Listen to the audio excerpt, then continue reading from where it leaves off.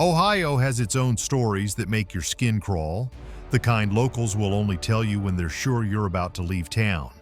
Out where lonely lights still flicker inside abandoned train tunnels, where more than 20 people once stepped onto the tracks and never came home. And in a national park village where entire streets were bought out by the government, houses boarded up, U.S. government property signs left standing alone in the woods, like a whole community got erased from the map with just a few signatures. Tonight we're diving into the top 10 creepiest and most remote towns in Ohio, where pretty views, hiking trails, and birdsong in the morning breathe in the same rhythm as mine explosions, train disasters, and forced relocations that never got called by their real names. Because in Ohio, the most haunting thing isn't the ghost at the end of the road, it's the towns still stuck halfway between two worlds, waiting for someone to say their names one more time. Number 10, Shawnee. On paper, Shawnee sounds almost cute. It is a tiny brick village between Columbus and Marietta, tucked right into the heart of Wayne National Forest with hills of trees on every side and a grand old theater named after Tecumseh. You roll in on a late afternoon and at first it feels like a postcard. Rows of 19th century brick fronts, a proud theater marquee, a few flags on the lampposts. It looks like the kind of town that should be selling homemade pie and church cookbooks, not ghost stories. But that first glance is only the surface. If you keep walking down High Street as the light starts to fade, the details begin to shift. One storefront has dusty glass and a dead neon sign. The next has boards where windows should be. Maybe there is one bar still alive with a couple of pickup trucks out front and music leaking through the door, but 3 or 4 neighbors look like they closed 50 years ago and never came back. By the time you reach the curve, the whole strip feels less like a main street and more like a movie set the crew forgot to pack away. The extras went home a long time ago. Nobody ever yelled cut. That is when the story turns quiet and strange. In the late coal boom, this place pulled in workers from Ireland, Scotland, England, Italy. Tecumseh Theater used to shake with miners and families trying to scrub the dust off their lungs for a few hours. Today, that same hall opens for Halloween haunted houses and historically haunted tours that raise money to keep the roof from caving in. A workers' theater has become a stage for its own ghosts. Local people talk about Shawnee with a mix of pride and being forgotten, living in a village that never quite died but never fully recovered, a body that never got the memo it was supposed to be dead, hooked up to life support in the middle of the forest. So here is the uncomfortable part. This is not an abandoned amusement park. It is a real community, with kids catching the school bus and residents fighting to save their streets one fundraiser at a time. Do you really want to be the random outsider who treats their struggling town like a haunted carnival backdrop? If you are going to chase the creepy feeling, do it with some respect. Join the Destination Shawnee tours. Show up for the official Halloween nights. Listen more than you film. This is a living town that just happens to wear its ghosts on the outside, and if a place that is only half alive already makes your skin crawl, wait until we head to a town that barely exists on the map anymore, except when Christmas comes around. Number 9, Fallsville. By daylight, Fallsville looks like the backdrop for a cozy hiking vlog, a hidden waterfall at the end of a quiet dirt path and leaves under your boots. The sign is small, the pull-off is easy to miss, and for most of the walk you are just moving between trees, thinking this is exactly the kind of place you would bring a dog and a camera and call it a perfect Sunday. It feels gentle, harmless, almost sweet. But that is only the surface. This patch of woods began as a town in the 1820s, built around a corn mill run by the Clouser family.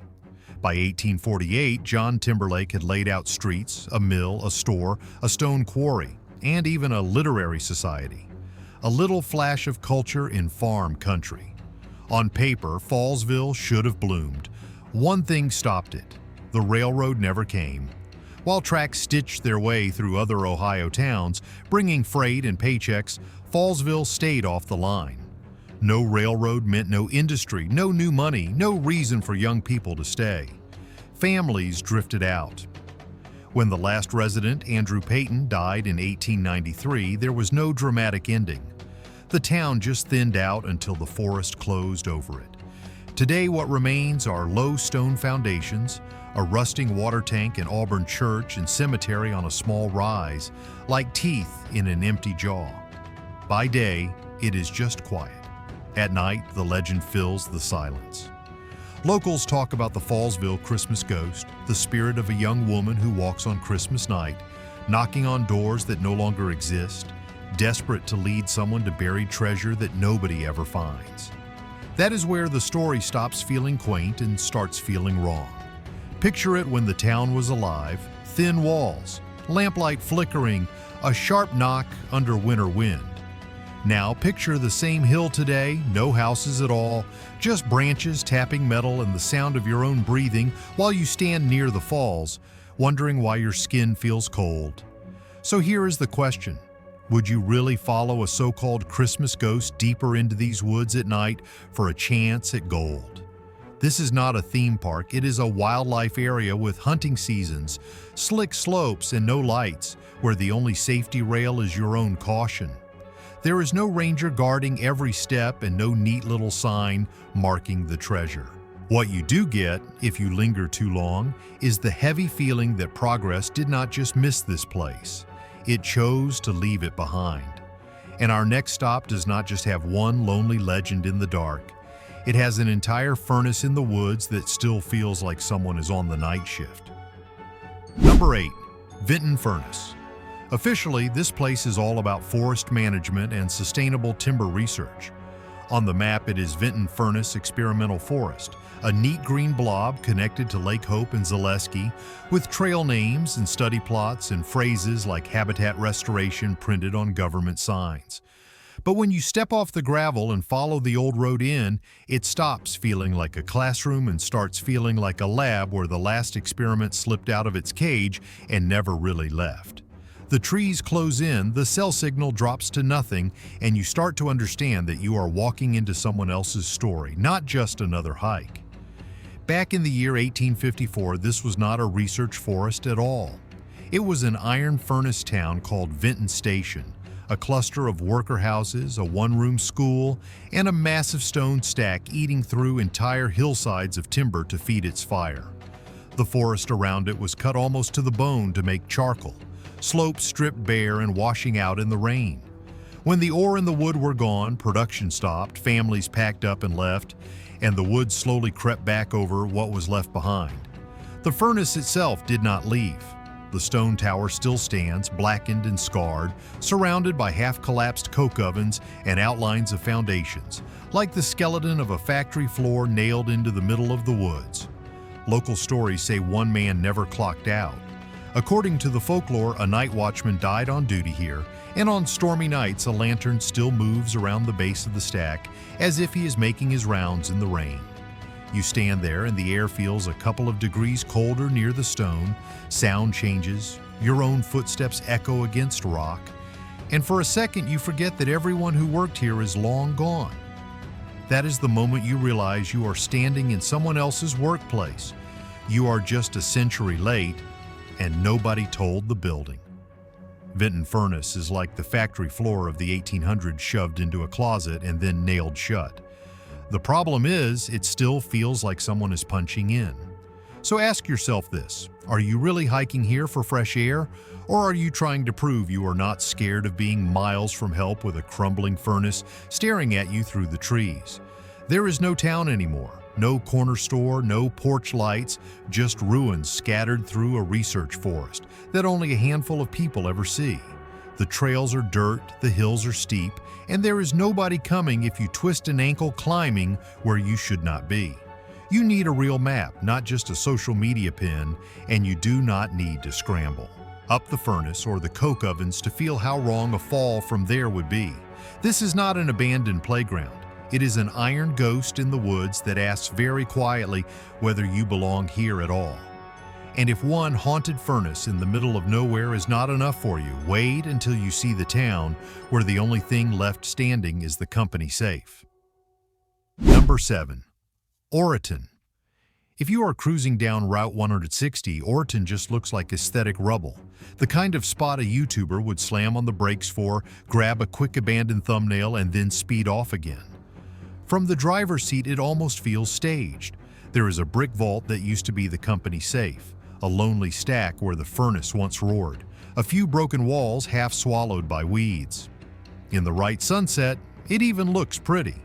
You could almost convince yourself this is just another picturesque ruin on the side of an Ohio back road.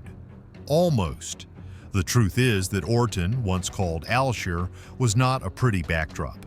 It was a coal town for New York Coal Company, with a furnace, a company store run by Dave Ebert, a church, a post office that ran from 1880 to 1950, and roughly 70 houses packed with miners and families.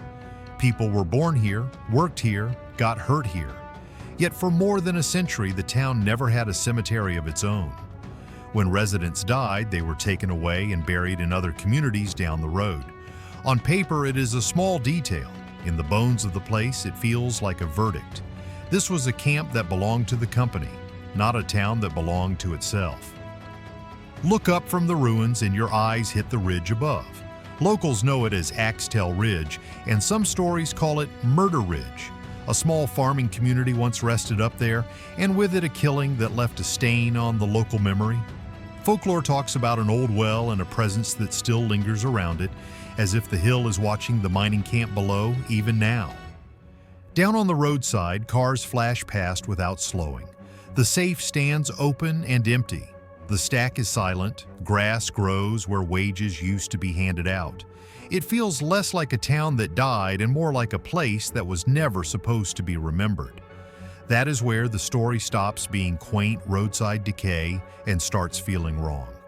Oreton is a textbook single-industry town, and its ghost story is not subtle. When the coal and ore business ended, the company pulled out, jobs vanished, families scattered, and what was left did not even get a graveyard to mark that it had ever existed. Oreton is capitalism's version of ghosting. Use the land, use the people, then pretend the whole relationship never happened. So here is the question. Would you really climb through collapsing brick and rusted iron for a selfie, knowing this place could not even be bothered to bury its own? Oreton is classed as a ghost town today, but most of what you see from the shoulder of state, Route 160, sits on private land. And those bricks and arches that look so cinematic have been crumbling in the weather for decades. You do not need to be under one when it finally lets go. Respect the fences, respect the fact that someone else still holds the deed. Take your photos from a distance and leave the bones where they are. And if that empty safe and that dead smokestack do not unsettle you yet, our next town looks cuter at first glance, but it belonged to a company that once owned everything, including your bed. Number 6. Haydenville. Haydenville is gorgeous in that offbeat Pinterest kind of way. You drive in and see little brick houses in different shades of red and gold, a storybook church with patterned masonry, and an entire main street that looks like a catalog for vintage building materials. There is a reason the whole place made it onto the National Register of Historic Places back in 1973, with more than 120 buildings counted as part of the show. Almost every wall, chimney, lintel, and porch column was made from brick, tile, or pottery produced by the same company that built the town. At first glance, it feels charming, like you stumbled into a living museum that never quite closed for the day. But that pretty surface is exactly where the story bends. Haydenville was founded in 1852 by Peter Hayden, and by the early 1880s, the Haydenville Mining and Manufacturing Company owned nearly everything here.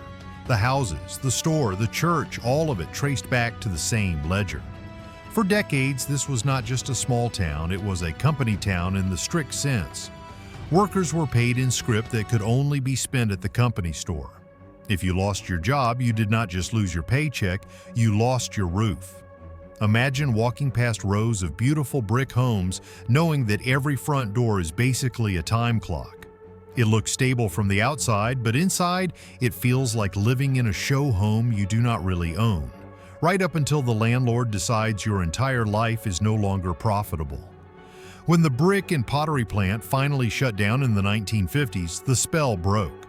By the early 1960s, after the company was sold off, residents were finally allowed to buy the homes they had been renting for generations, just as industrial jobs across the region began to dry up. The town had to stand on its own feet at the exact moment the ground was giving way. That is the economic ghost. The physical one lives in the tunnel. On the edge of Haydenville sits an old railroad tunnel that once fed the brickyard. After decades of neglect, the brick lining started to sag and fall. Officials talked about cold air pouring out, loose bricks, people without housing sneaking inside to sleep, and the very real fear that someone would be buried alive if the ceiling finally came down. Locals tell stories of men killed during construction, and people who dared to step inside speak about sudden drops in temperature and strange glowing. Patches in the dark that they swear were not just flashlights. This is where the story stops being cute and starts feeling like a warning. In the end, the tunnel was sealed, officially closed for safety. The Forest Service says it is off limits now, and stepping inside is not just risky, it is illegal. Meanwhile, the town itself still has a few hundred residents, an active church, a working cemetery, people who mow their lawns and wave at neighbors. Haydenville is not a ruin. It is a community trying to live with a past that never quite lets go. So you have to ask yourself a simple question. Do you really want to poke around a sealed tunnel that local parents begged the government to close because they were afraid kids would die in there? If you visit, you can walk the main road, join a guided tour, hear descendants talk about Red Row Holler, the worker settlement on the hill that vanished. You can admire the brickwork from the sidewalk and feel the weight of the story without trespassing into it. The ghosts here are not just in the tunnel. They are in the idea that one company once owned almost every wall in sight. And if you think this is as dark as Ohio gets, the next place adds drowned canals, jilted brides, and one of the state's most infamous locks from hell. Number 5. Sprucevale. By daytime standards, Sprucevale is almost wholesome. Families come here for picnics, school field trips, even wedding photos, parking under the trees at Beaver Creek State Park and walking down to Gaston's Mill to watch the wheel turn. You get the pretty combination that brochures love to sell. Mossy stone walls, a white mill, Little Beaver Creek running in the bottom of a green ravine. There is even a gangster footnote, a marker for where Pretty Boy Floyd was shot in 1934, the kind of detail that makes history feel exciting but distant. It looks like the perfect place to teach kids about canals and pioneer grit. Nobody tells them the canal never really emptied. It just traded water for ghosts. Sprucevale started in 1835 when the Hambleton brothers put a mill on the creek, and the Sandy and Beaver Canal brought life into this valley. Houses, a store, a post office, a sawmill, and an oil mill followed. For a while it worked. Then in 1852, the reservoir that fed the canal failed. The damage hit the works downstream, and just as railroads in nearby towns began to take over freight traffic, Sprucevale watched its main artery dry up. No boats meant no business. By the late 1870s, the town had faded, leaving only foundations and a few stubborn walls, like teeth left after the jaw is gone. The canal infrastructure died, the folklore did not. At a bend in the old line, you reach Gretchen's Lock, lock number 41 on the canal, a block of damp stone that looks harmless until you know the story that clings to it. Legend says Gretchen Gill, the young daughter of a canal engineer, died here after her family immigrated from Europe. Some versions say she was buried nearby, others insist her body was shipped home, but all of them agree that her spirit stayed. On cold nights, people talk about a small figure near the lock, about voices in an accent that does not belong, about the sense that someone is waiting for a boat that never comes. A short walk away, the bridge over Little Beaver Creek carries another weight. That is where people say you might meet Esther Hale, the bride who was left the day before her wedding, who wasted away still wearing her dress. Stand on that bridge at dusk, and it is easy to imagine a pale figure at the edge of your vision, old lace caught on invisible wind. This is where the story stops feeling like a campfire anecdote and starts feeling like the canal itself is still occupied. The root of it is simple and cruel. Sprucevale depended on a public project that broke. A reservoir failed, the canal system collapsed, rails took the freight, and the people who had built their lives around the water could not keep up. Sprucevale is what it looks like when a big idea sinks, and everyone on board is too poor to swim. In the official histories, the engineers and investors get their names written down. In the ghost stories, it is a sick immigrant girl and a jilted bride who become the main characters at last. So you have to ask yourself, would you really bring your kids here at night, stand on that bridge and whisper Esther just to see if something whispers back? This is still a state park with opening hours, narrow trails, and a ravine that floods without much warning. If you want to chase the haunting, do it on a guided tour, inside the rules, not stumbling around a dark gorge after midnight because a friend dared you. The canal may be dry, but it has not let go of its passengers.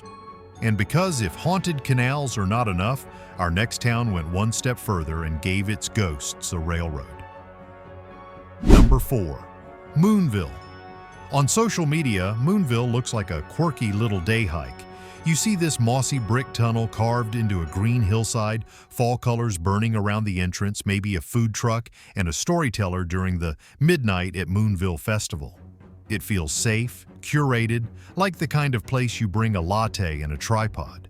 A cute ghost stop, nothing more.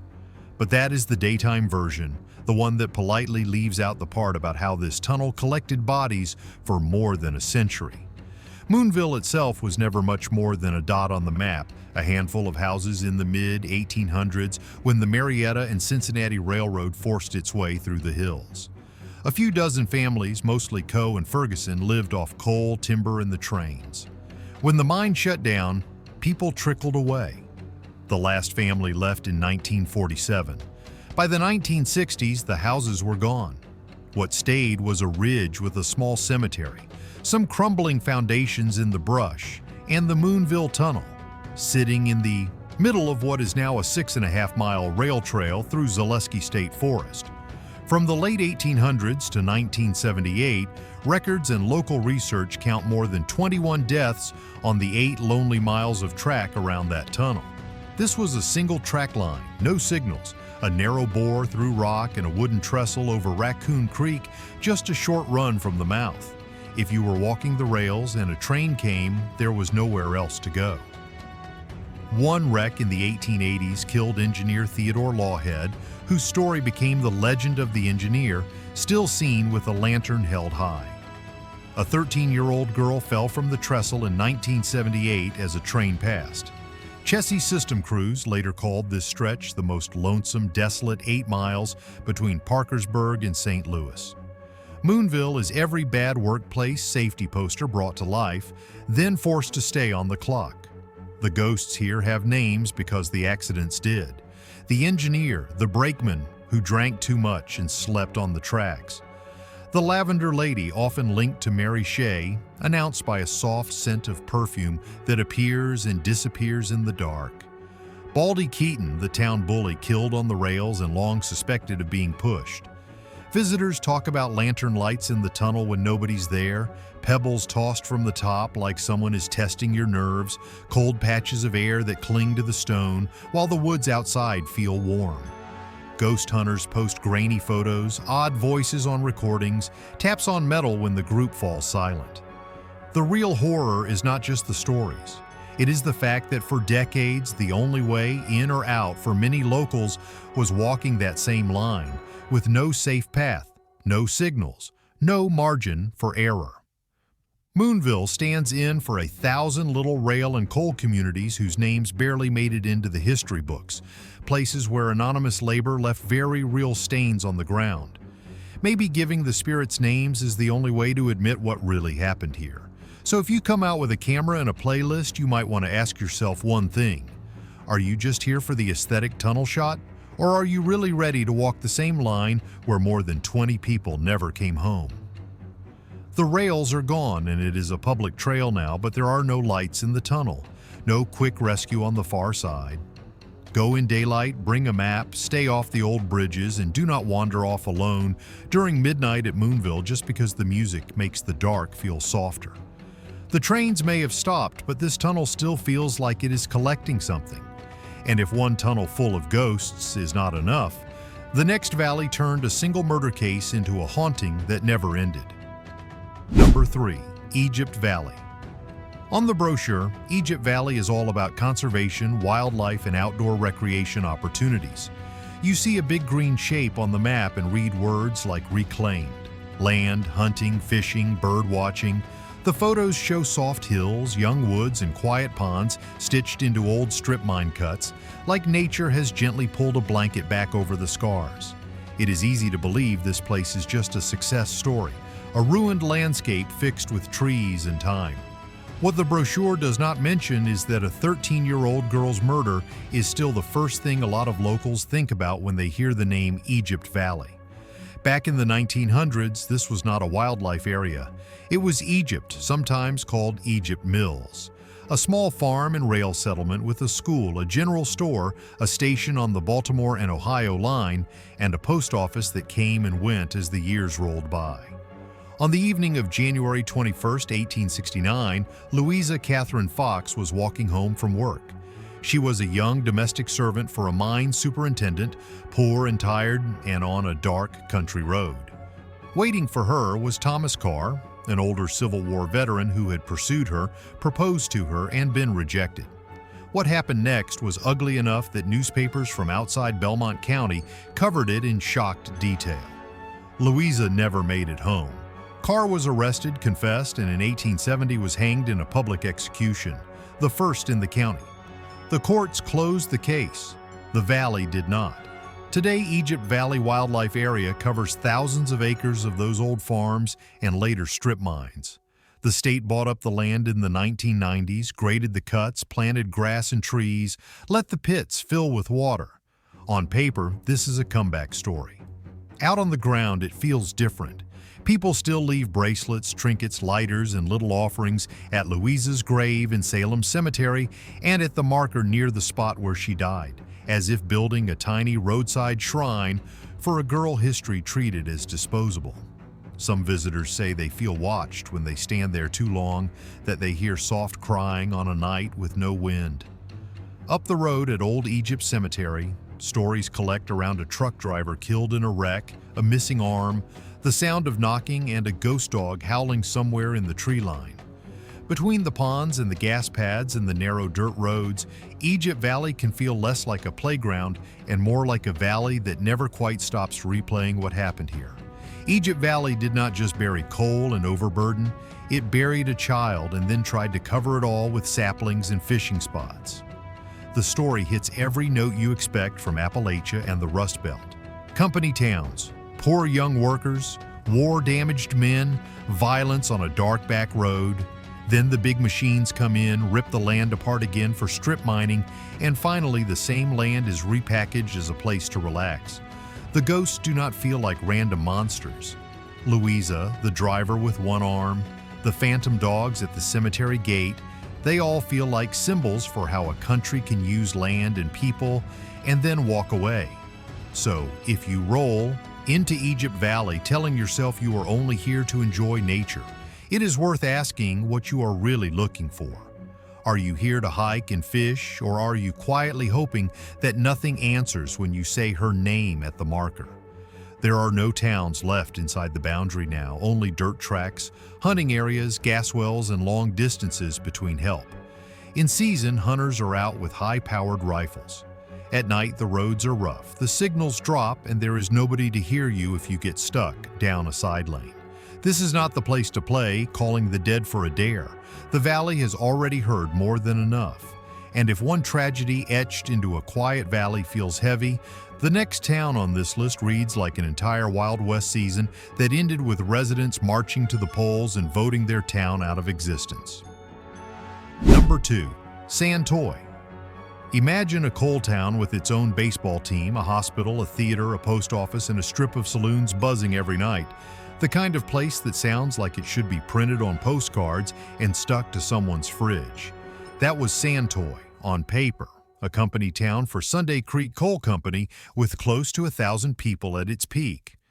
Kids walked to school in the morning, miners disappeared underground for long shifts, and side deals for bootleg liquor happened after dark. If you only read the list of amenities, you would expect small town charm. You would not expect a town so rough that in the end, it chose to erase itself. People who study old newspapers do not describe Santoy as charming. They describe it as a leftover piece of the Wild West accidentally dropped in Ohio.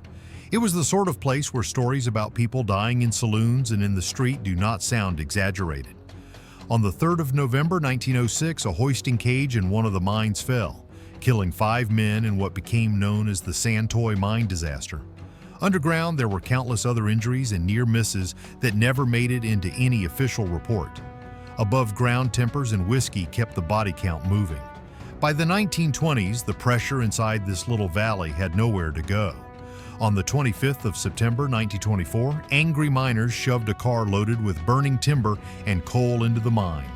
The fire that followed destroyed the town theater and the hospital, like watching a community set its own stage and emergency room on fire in one angry gesture. Jobs vanished, families read the signal, and left. Census records show Santoy shrinking from 976 people in 1920 to only 128 in 1930. In 1931, 17 of 19 voters marked yes on a measure to dissolve the town. Legally, Santoy did not die from outside neglect. It signed its own death certificate. What remains now sits deep in Appalachian woods. Ghost town fans talk about driving for hours only to find a holiness church, one occupied house, a tiny concrete jail, and a couple of mine openings, collapsing back into the hills. Old brick under the moss hints where a street used to run, and the night sky above the ridge looks much larger than it should. Stories collected under names like Haunted Hawking talk about a woman drifting along the road with her feet hanging above the ground, but those same sources add a warning. This is private land, not an abandoned amusement park. Around 50 people still live in the area, spread out in houses that were never meant to be part of a tourist attraction.